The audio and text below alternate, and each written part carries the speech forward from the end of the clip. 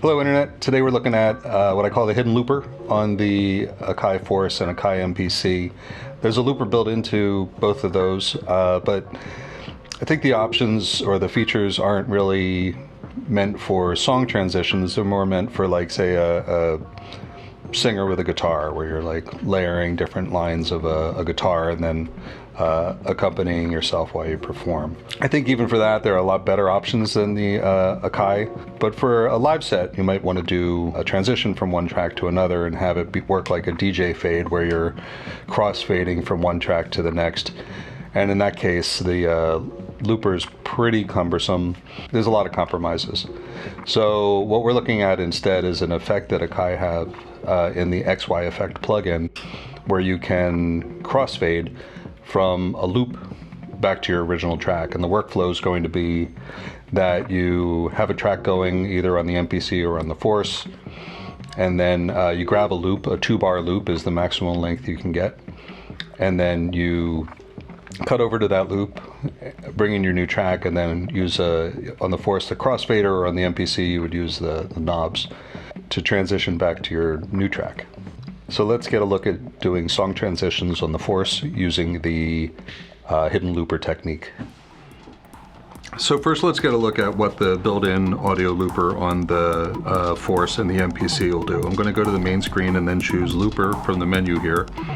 And you can see up here in the upper left-hand corner I have a choice of what I want to record into the looper. You can select any of the inputs, either in stereo or mono. In our case, we're going to go to what they call resample here, which says take the output of the looper, the output of Force in this case, and use it as my source for the looper here. So I've got it set to record 2 bars, I've got it to get set to synchronize, so it'll start at the beginning of the bar, and then record for 2 bars, and then stop recording. And then in this case, once it stops recording, it'll just hit playback, as opposed to recording another loop. If I were, like, I don't know, a singer-songwriter, maybe I'd want to record a guitar line and then another guitar line, but I don't want to do that. I just want to use this to transition from one track to the next. So I'm going to hit record, and then listen to what happens after it records the 2 loops, the 2 bars rather.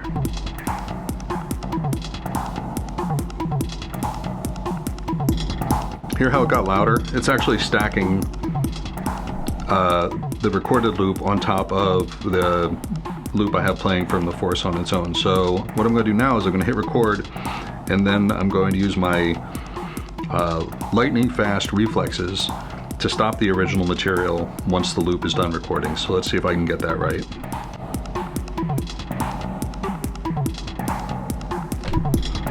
Okay, I think I did that. Sounds like a cleaner loop, but I think that during a live set I may not be as good at getting that timing just right, and if I don't get it right, then I'll have to do it again, and that's going to be super obvious to an audience. So let's clear this, start my track back up, and let's go take a look at the mixer. We're going to take a look at the output channel, and I've placed an effect on the output channel called the XY effects. You can find the XY effects over here under the harmonic effects. Scroll all the way down, select XY effects, and when you add an XY effect, it's actually going to come up to the default program, which is the beat repeat low pass filter. Let's take a look at the settings here. You can turn it on and off. You can set a wet dry level. Wet dry level is like a crossfade between your original signal and the signal that's in the looper. Then X-axis and Y-axis. X-axis is going to be how long the loop is. In this case, I have it turned all the way down to 0, so it's a 2-bar loop. You can take it all the way up to like an 8th note or a 16th note or something like that. We can play with that and see what that sounds like. Y-axis, since this is the low pass filter, Y-axis actually refers to what that low pass filter is going to be. So you could use it for a transition effect. Maybe you want to have the loop get more dull sounding as you're transitioning out of the loop, for example. And then attack and release, if I were just to enable this and then disable it, the release there affects what the behavior for when it's disabled is. So I'm going to turn this up a little bit so we have a nice smooth transition out of the loop. And let's see what this looks like in practice. So what I'm going to do is I have our track going. I'm going to grab a 2-bar loop of it. Let's hear that.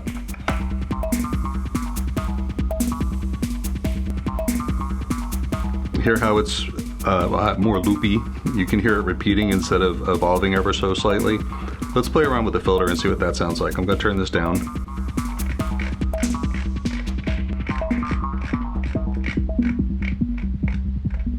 Hear how it's very dull sounding? So that's the filter. And then let's play around with this x-axis. You'll hear the loop get shorter and shorter as I turn this up.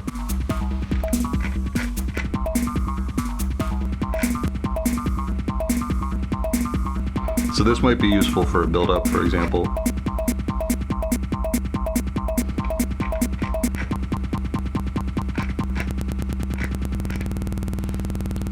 And then let's turn it off and listen to that release.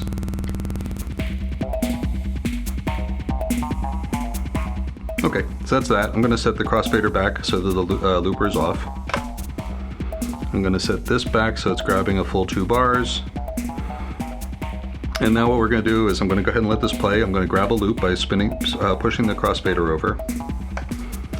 You see it turns on the enable, and you also see it sets the wet dry level. So now over on the matrix, I'm going to stop this track. And I have the next track playing, but you can't hear it yet. So let's go listen to that.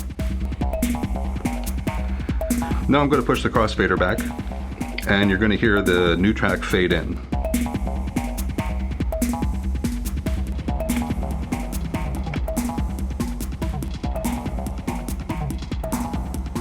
You start to hear the new track.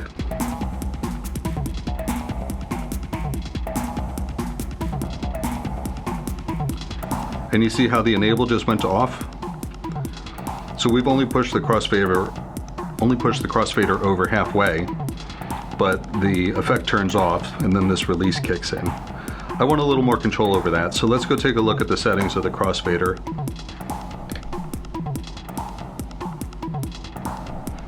Over here on the macro screen for crossfader,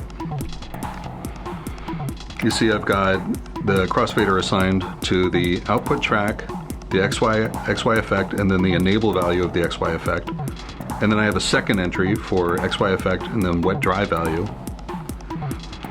And if you look down the bottom of the screen, you can see that there are additional parameters you can set. It's more than just on, off, or 0 to 100%. So for enable, for example, I don't want it to turn off halfway through the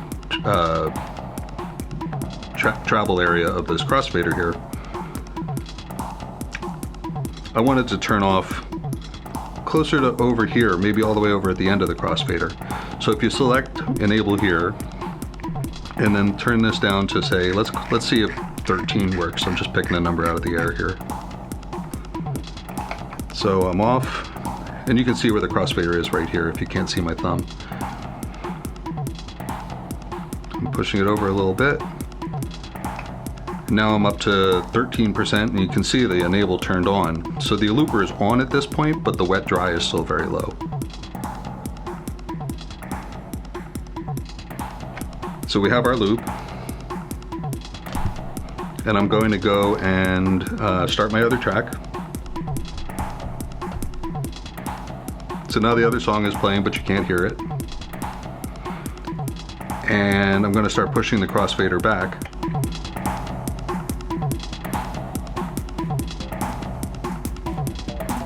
So here we are halfway. You can hear the other track coming in, but the looper hasn't disengaged like it has before because we set this endpoint value here. In fact, we should be able to get all the way over to here, over to rather 13%. Before it fully disengages. So we'll have a much better control of our wet dry.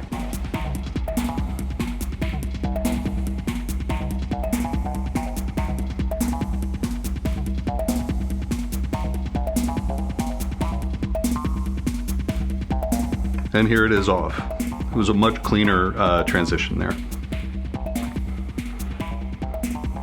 The current software on the MPC, the 2.x software, the Q-Link knobs are one knob per function, one function per knob.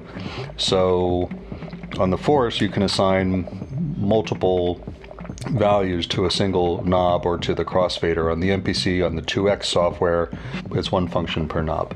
All this applies to the MPC in a less elegant way. We would have to use two knobs to make the same effect, or you can use just one knob and kind of accept the compromises. The good news is on MPC 3.0, I understand that there are macro functions being added to the MPC. So in a lot of ways, the MPC is catching up to features that we've had on Force for a long time. I do have an MPC here, but I'm not going to show the video of that. It's basically the same with less functionality.